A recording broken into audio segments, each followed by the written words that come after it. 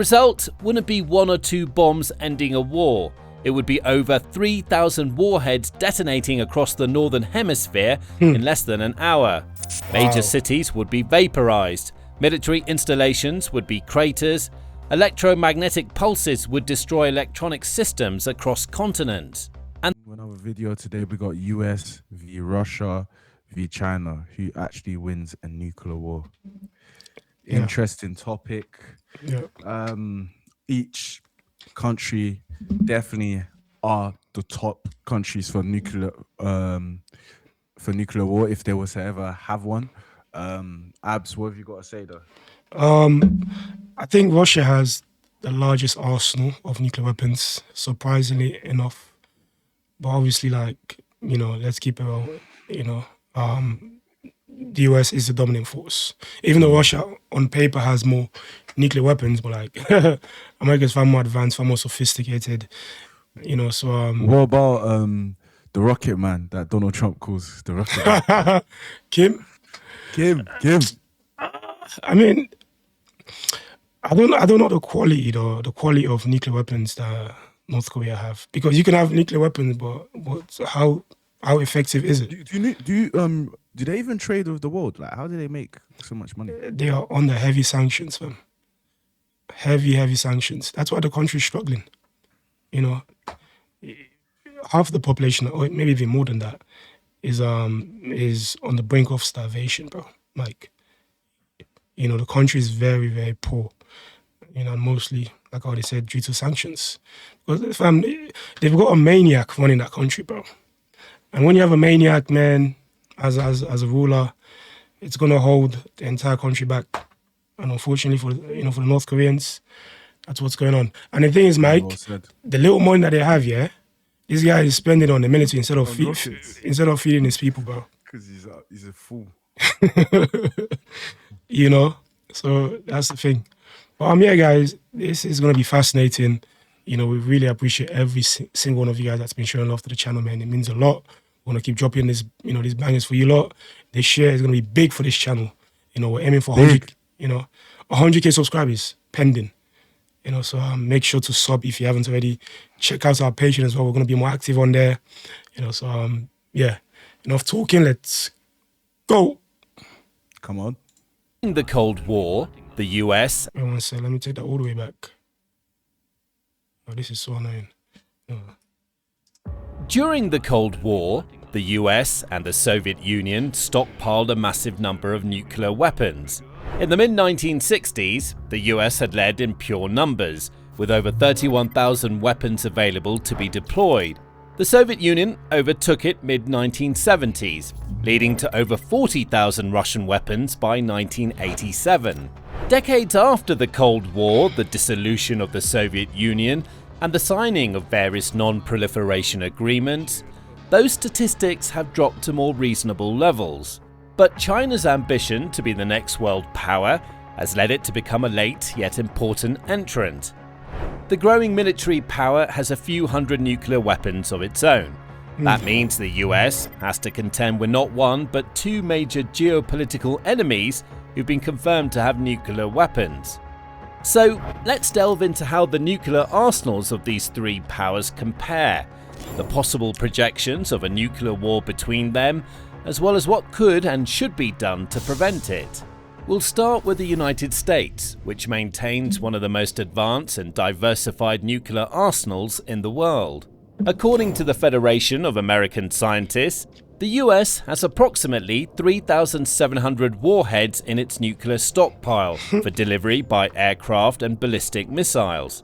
Of these, about 1,770 are deployed, meaning they're ready to launch, with another 1,930 in reserve. Somewhat surprisingly, this makes the US the world's second largest nuclear power in terms of sheer numbers, just behind Russia. The backbone of America's land-based nuclear deterrent is arguably the Minuteman III intercontinental ballistic missile. The US Air Force deploys 400 of these missiles in underground silos across Colorado, Montana, Nebraska, North Dakota, and Wyoming. Each missile can carry up to 3 nuclear warheads and has a range exceeding 6,000 miles. enough to reach most targets on Earth if launched from the US itself. Notably, this means that the US Air Force can, in theory, deploy 1,200 warheads at a moment's notice. However, each missile is suspected to only have a singular warhead deployed to increase the overall reach and area effectiveness of a potential missile barrage. In November 2025, the US Air Force Global Strike Command also conducted a test launch of an unarmed Minuteman III from Vandenberg Space Force Base in California. The missile flew approximately 4,200 miles across the Pacific Ocean before reaching its target at the Ronald Reagan Ballistic Missile Defense Test Site in the Marshall Islands. This test, designated GT-254, was particularly significant because it was launching using the Airborne Launch Control System from a Navy E-6B aircraft. The E-6B is essentially a backup command system designed to ensure the US can launch its nuclear weapons even if ground-based command centers are destroyed in an enemy first strike. General S.L. Davis, commander of the US Air Force Global Strike Command, emphasized the importance of these tests. As we modernize to the Sentinel weapon system, we must continue to maintain the readiness of the existing Minuteman III fleet. But land-based missiles are just one leg of America's nuclear triad. The sea-based leg consists of 14 Ohio-class ballistic missile submarines, each capable of carrying 20 Trident II missiles with multiple warheads. These submarines provide the ultimate survivability. They can remain hidden beneath the ocean for months, virtually undetectable, ready to... I find these submarines the scariest, bro, because they could literally launch a nuclear bomb from any location at any moment without anyone knowing, bro. And the thing is, America have the most advanced submarines, so they're super quiet. So enemies will find it difficult to detect. Sure. Unlike Russian or like Chinese. But I don't know too much about the Chinese military. But I know Russian submarines are very outdated. And Yeah, we saw that in another video as well. yeah, The Russian tanks were just rubbish. So they had loads, but it's about quality over quantity, bro. yeah, exactly. launch a devastating counterattack even if America's land-based forces are destroyed. Then there's the air-based leg. This had previously included B-52 Stratofortress and B-2 Spirit stealth bombers capable of delivering nuclear gravity bombs and cruise missiles. The US has also developed the B-21 Raider, a next-generation stealth bomber that will be able to penetrate the most advanced air defense systems in the world. Notably, Like, you remember the B-2 bomber, right? Of course. The B-21 or something like that, is an updated version. They've upgraded on the B-2 bomber, which is mad because the B-2 bomber is already more advanced. The greatest. Yeah, already very advanced, at least compared to like what other countries have in it. So this is why America always have the upper hand, because they're not resting on their laurels, innit? They're constantly upgrading, constantly looking, for the next big, efficient, effective, And that's equipment. what it takes, man. Yeah. be able to penetrate the most advanced air defense systems in the world. Notably, while there are only 19 B-2 bombers deployed by the US, some estimates suggest that the US forces will procure possibly 100 B-21s in the initial few years and scale up to around 200 units. This would allow the US Air Force to combine nuclear and non-nuclear weapons and create devastating bombing squadrons if the need arises. The presence of multiple systems also means that the US is technically always trying to modernize them. The original Minuteman III has been in service since 1970 and is intended to be replaced with the newer Sentinel missile starting in 2029. By some projections, the new missile is supposed to be modular and more cost-effective in the long run, which should ideally help the military reduce maintenance costs and make the arsenal more future-proof. The US is also developing tactical nuclear options like the Sea Launched Cruise Missile Nuclear, or SLCMN, designed to provide more flexible response options. Additionally, President Donald Trump signed an executive order in early 2025 to develop an Iron Dome-style missile defense system for the continental United States. This would mirror the system that Israel currently uses, which is arguably untested against nuclear threats. For comparison, the Iron Dome has been steadily battered by Iran's long-range missile and drone strikes since the escalation of the Israel-Hamas conflict in late 2023. So far, Israel has been relatively unaffected by missiles and has managed to repel or destroy a vast majority of incoming projectiles. If the US Iron Dome system does get developed, it will need to intercept and disable faster missiles that can detonate mid-air and irradiate vast areas. Some analysts have suggested that any such design will ultimately fail when pitted against real-life scenarios, and that mutually assured destruction or non-proliferation agreements are the safer way to approach nuclear armaments. Now, let's turn to Russia, which possesses the world's largest nuclear arsenal and perhaps its most terrifying. It maintains approximately 4,309 nuclear warheads in its stockpile, according to the Bulletin of the Atomic Scientists, with about 1,720 deployed. Look at that, bro. That's insane. Insane. You know how much damage that can cause, bro. That can Taking out the whole of London. London, bro. That can wipe out an entire generation, bro, of people. That's scary, bro. Hopefully we never get to this to this type of conflicts, because that could be the end of everything, really. We've made so much progress as humans, so to resort to nuclear war would be devastating, bro. Absolutely devastating. I think Russia, I don't know too much in that, but I believe a lot of their nuclear arsenal was from the Soviet Union days, when they were very, very powerful. So, Okay. So these are weapons that they've had for decades. Deployed on strategic delivery systems, and another 1,500 tactical nuclear weapons of various types. When you include retired warheads that are paradoxically still awaiting dismantlement, Russia's total inventory is somewhere around 5,460 warheads, practically over 50% more numerous than the US. Russia, like the United States, possesses the capability to deploy these warheads through its own established nuclear triad. Russia's land-based ICBM force includes around 333 deployed missiles of various types, the silo-based RS-18 and RS-28 Sarmat, and the road-mobile Topol-M and Yars systems. The road-mobile launchers are particularly concerning because they can be moved throughout Russia's vast territory, making them extremely difficult to target in a first strike. In late October 2025, President Vladimir Putin announced that Russia had successfully tested to its... Let me ask you a quick question. What do you make of Putin as a leader? Man. Evil. Why do you say that? Evil man. What has he done? Oh, so many innocent Ukrainians have died because of a stupid war.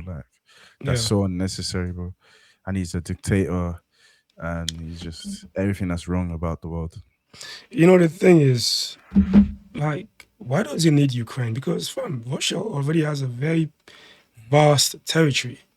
Why does he need Ukraine? But because I've heard people say it's because of NATO influence in Ukraine. I don't think NATO would attack Russia unnecessarily, though, right? Let's keep it real. NATO is more on the defense for the most part. If you attack us, obviously maybe America is different, but the rest of NATO, I'm talking about Western Europe. Unless you attack them, they're not gonna attack you, bro. So I don't know why he's so bothered about Ukraine. I think the main reason is because of the natural resources that Ukraine have. Because Ukraine is very rich, in natural resources. True. So maybe that's the main reason. most exotic nuclear weapons, the Poseidon underwater drone and the Burevestnik cruise missile. The Poseidon, sometimes called a doomsday machine, is a nuclear-powered, nuclear-armed torpedo that can travel thousands of miles underwater before detonating near an enemy coastline. According to some estimates, detonating a Poseidon off the US East Coast could shower nearby cities with radioactive shrapnel and debris, rendering them practically uninhabitable. Putin claimed the test marked the first time the weapon's nuclear power unit was successfully started after launch from a submarine. The Burevestnik, or Skyfall, is another cruise missile that can theoretically fly for hours or even days before striking its target. This is thanks to the missile having an active nuclear reactor to propel it, allowing it to circle the Earth if needed and drop down on the target. Russian Chief of General Staff Valery Gerasimov claimed the missile traveled 8,700 kilometers and stayed aloft for 15 hours during its test. Norway's intelligence service confirmed the test took place at Novaya Zemlya and flew significantly longer than before. The missile has been in development since 2016, and the 9-year iteration cycle seems to have brought it to operational capacity. These two missiles, plus a slew of smaller designs, are directly meant to threaten the US with sheer numbers supremacy. Russia's plan seems to hinge on launching as many missiles as possible from multiple angles, hoping to overwhelm the enemy's detection and defense systems.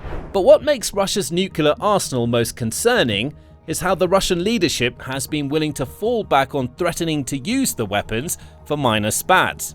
Since Russia invaded Ukraine in February 2022, Russian officials have issued nuclear threats on an almost monthly basis. To date, there have been more than 50 documented instances of such nuclear rhetoric by Russian leaders. The threats began before the first tank crossed the border. On the day of the invasion, Putin warned that anyone who tried to interfere would face consequences you have never seen in your history.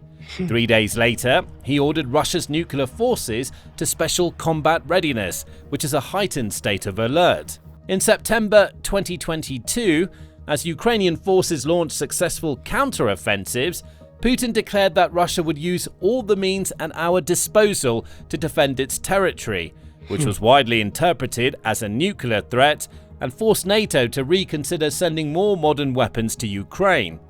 Former President Dmitry Medvedev made even more explicit threats, suggesting Russia could use nuclear weapons against Ukraine. I mean, if they do that, then that could lead to very quick escalation of, well, that could be the end. If they use nuclear weapons on Ukraine, bro, it might be World War III for all. For sure, because Ukraine, I believe, is part of NATO, right? I could be wrong. Yeah. Well, if it's not part of NATO, it's an ally of NATO. So, if, Russia using nuclear war in Ukraine, then they better be ready for the consequences, because the policy of NATO, right, Mike? Policy of NATO: if you attack any of their allies, then you've literally declared war on NATO as a whole. So, so Russia, I don't think they're gonna do it though, right? They're not gonna do it. There's no way. They can't. Yeah, because if they really wanted to do it, they could have done it. The war has been going on for years now, so yeah. I agree. Yeah, it's just a threat, really. By June 2023, Russia had confirmed that it was deploying nuclear weapons to Belarus, marking the first time Russia had stationed nuclear weapons outside its territory since the Soviet collapse. And in November 2024, Putin approved an updated nuclear doctrine that many experts believe lowers the threshold for nuclear use, allowing Russia to use nuclear weapons in response to conventional attacks by a non-nuclear state if it's supported by a nuclear power. Of course, Russia has also been severely damaged by the war in Ukraine. Its aerial leg of the nuclear triad was culled by the Operation Spiderweb in 2025. By smuggling drones across the border and into the Belaya and Olenia air bases, which were hundreds of miles away from the Russia-Ukraine border, Ukraine has directly attacked Russia's nuclear bombers. By some estimates, roughly 20% of the fleet has been damaged by the attack. While the actual scale of destruction has been impossible to verify, and Russia will likely hide specifics for years to come, this attack could be argued to be one of the most successful direct attempts at dismantling another country's nuclear capabilities. Russia's losses have caused its actions in the war to become increasingly erratic and potentially unpredictable.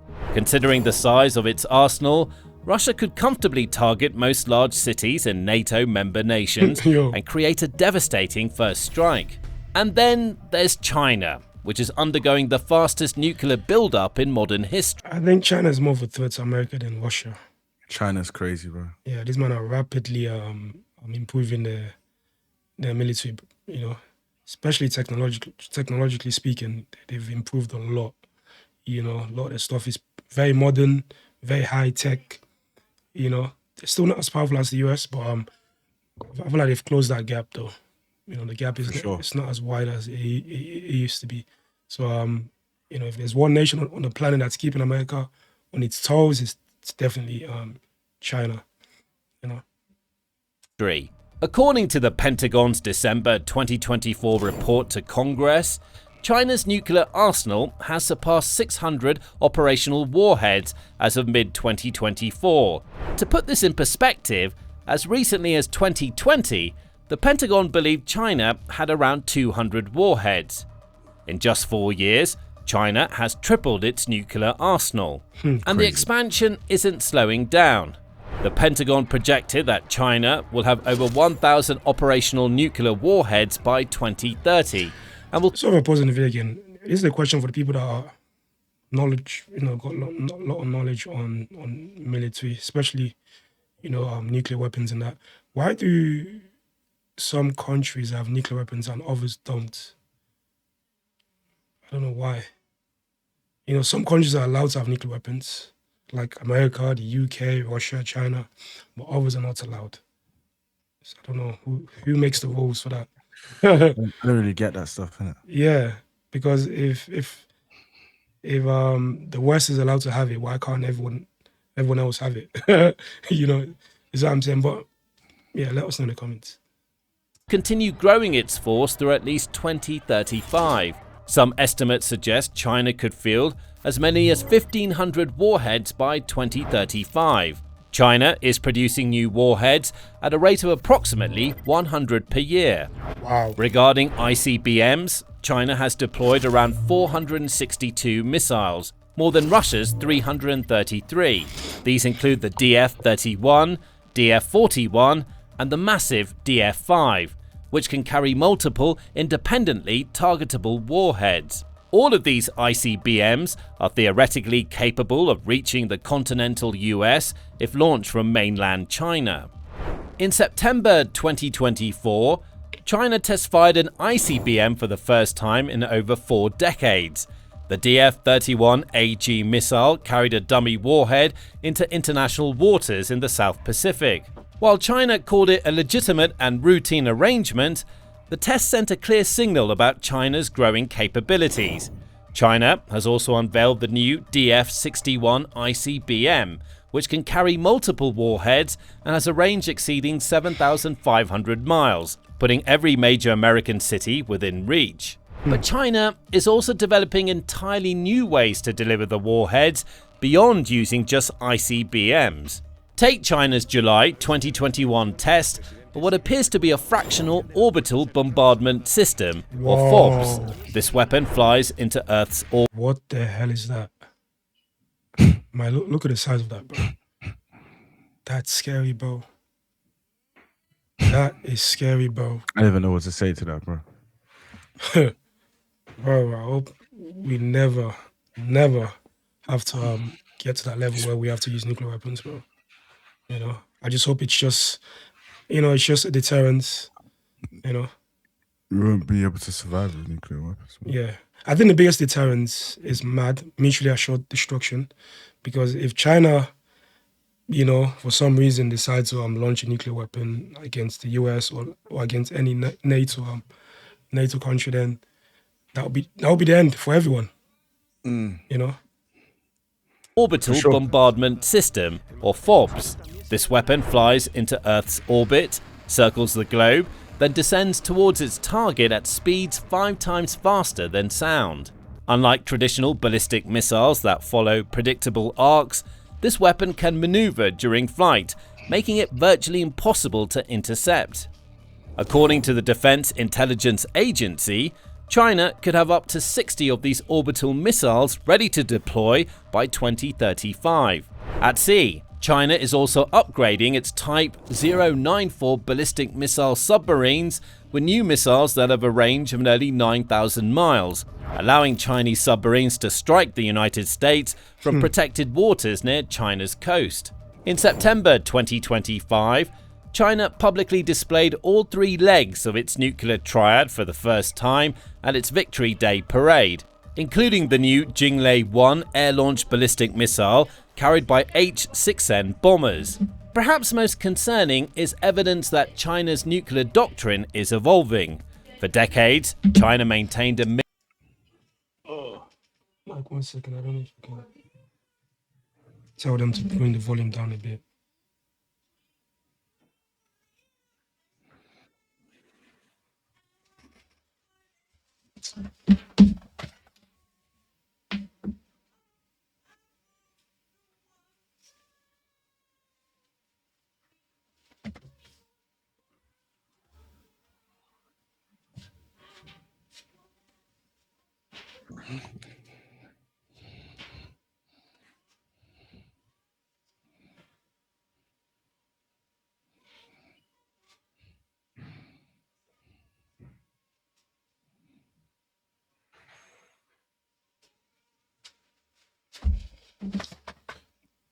Okay, Mike, let's go.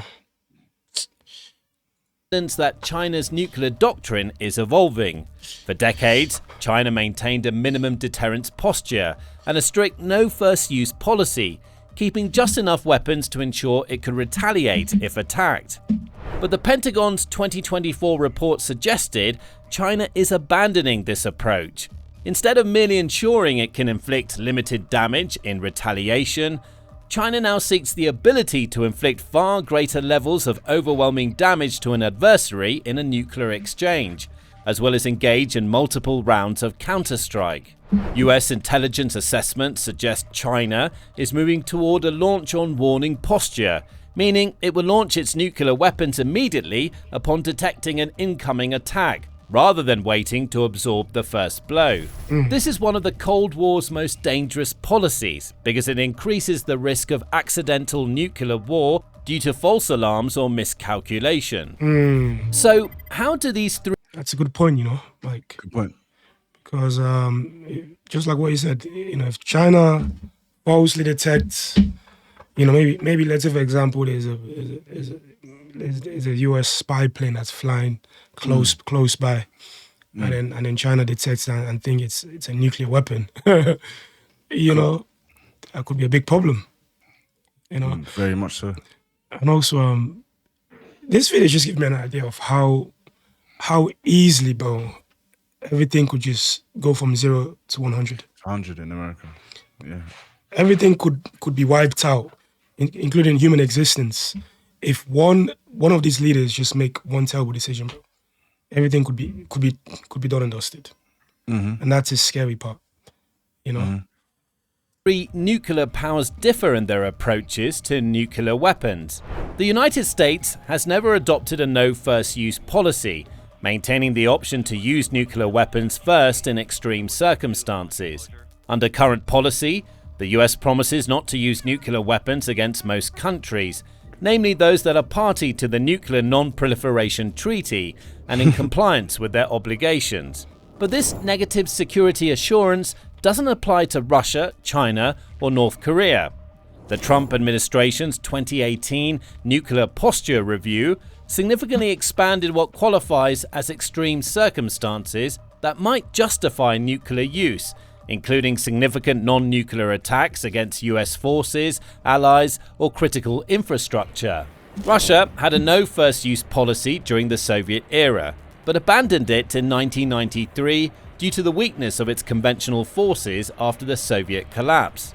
Russia's current doctrine, stemming from the November 2024 update, allows nuclear use in response to nuclear or WMD attacks. or in response to conventional attacks that threaten the very existence of the state. But Russia has seemingly developed the concept of escalate to de-escalate, using a limited nuclear strike early in a conflict to shock an adversary into backing down. The idea that anyone could believe deploying nuclear weapons would calm things down rather than trigger all-out war is frankly terrifying. China has maintained a formal no first use policy since it first developed nuclear weapons in 1964. Unlike the US and Russia, China has traditionally stored its warheads separately from its missiles, making a surprise first strike virtually impossible. But as we've seen, there are signs this is changing. The massive buildup of missiles and warheads, the development of early warning satellites, and the construction of new silo fields all suggest China may be moving toward a launch on warning posture.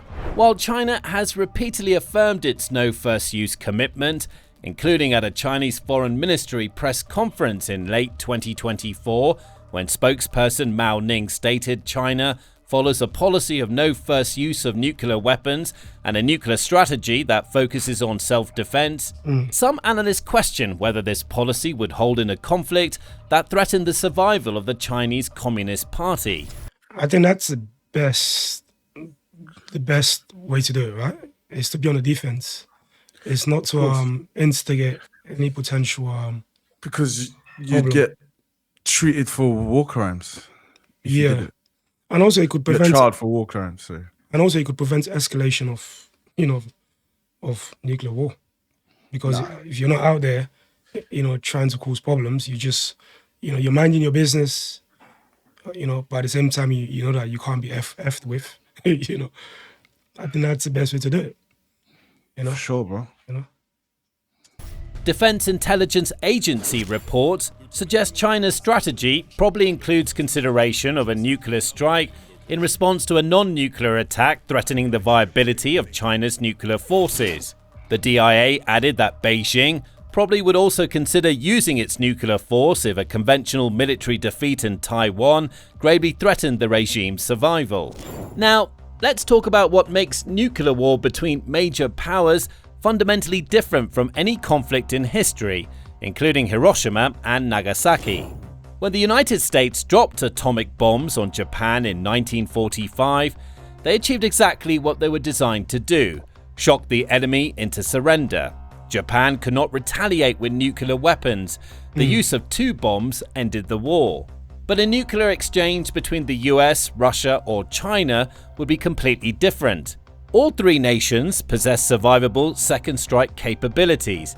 They have submarines that can remain hidden for months, mobile launchers that can be moved constantly, and command systems designed to ensure retaliation even if leadership is eliminated. This creates a terrifying incentive structure. If any of these nations believed a nuclear attack was imminent, or that it was about to lose a conventional war so badly that its existence was threatened, its leadership would face enormous pressure to launch first and launch everything. And also, I'm not worried about what Russia and China can do compared to America. You know why? Because in America, I know some of you guys know way better than me. The president, he can't declare war by himself. He needs to let Congress. Congress. Oh, okay. You need to let Congress know. Congress have to agree. Yes, America needs to. So there needs to be a liable reason why you're going to war with them. Yeah, but with Russia, it's a dictatorship, right? So Putin has all the power. He can literally decide the fate of Russia just by himself. Donald Trump. Ridiculous. Donald Trump doesn't have that power. Even though some people think he's becoming too powerful and he's not really listening to Congress like that. But with America, it's not like a one-man decision. It takes Congress as well. But with Russia and maybe even China, it's one person's decision for the most part. So I'm more worried about what China and Russia can do. Yeah. Otherwise, simply waiting means your weapons might be destroyed before you can use them. This is the fundamental instability that launch on warning posture create. If Russia or China believes the US might use overwhelming force, regardless of the form it takes, their first instinct would be to try to disable America's defensive and retaliatory systems before they can respond. That means launching hundreds or thousands of warheads simultaneously. And the US, detecting those launches, would have perhaps 6 to 30 minutes to decide whether to launch its own weapons before they're destroyed in their silos. The result wouldn't be 1 or 2 bombs ending a war. It would be over 3,000 warheads detonating across the northern hemisphere in less than an hour. Major cities would be vaporized. Military installations would be craters. Electromagnetic pulses would destroy electronic systems across continents. And that's just the first hour. The fires from hundreds of detonations would inject an estimated between 5 and 150 million tons of smoke and soot into the stratosphere. This black carbon would absorb sunlight, causing global temperatures to drop by as much as 14 degrees Celsius over the following 2 years. What? Unlike Hiroshima and Nagasaki. That's significant, but 14 degrees. You know, because I've studied global warming, you know, in school. You know, if the temperature dropped by 1 degree, Mike, that's a big problem, bro. So imagine the global temperature dropping by 14 degrees, bro.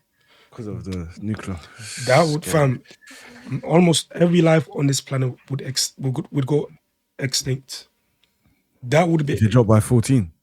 Almost, bro. I think every life on Earth would go extinct. In one day? Over some period, and over some maybe few weeks and months, potentially.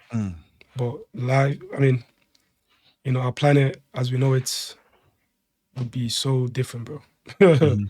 So yeah, nuclear weapons are devastating, bro.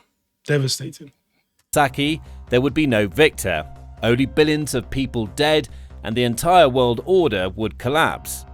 So, who has the deadliest nukes? Russia has the most warheads and has shown the most willingness to threaten their use. The United States has the most sophisticated delivery systems and the most experienced nuclear force. China is expanding faster than anyone expected and is developing some of the most advanced new weapons. But the truth is, once you have enough nuclear weapons to destroy civilization, and all 3 nations crossed that threshold long ago, comparisons become almost meaningless. It's like asking which is deadlier, a tsunami or a typhoon, when both can kill everyone. What really matters is whether these weapons are ever used, and the only way to ensure they aren't is through continued diplomacy, arms control agreements, and non-proliferation efforts. Russia suspended its participation in the New START Treaty in February 2023, the last major arms control agreement between Washington and Moscow. The Intermediate Range Nuclear Forces Treaty was abandoned in 2019. The nuclear testing moratorium that is held since 1992 is under increasing strain. At the same time, all 3 nations are modernizing their arsenals.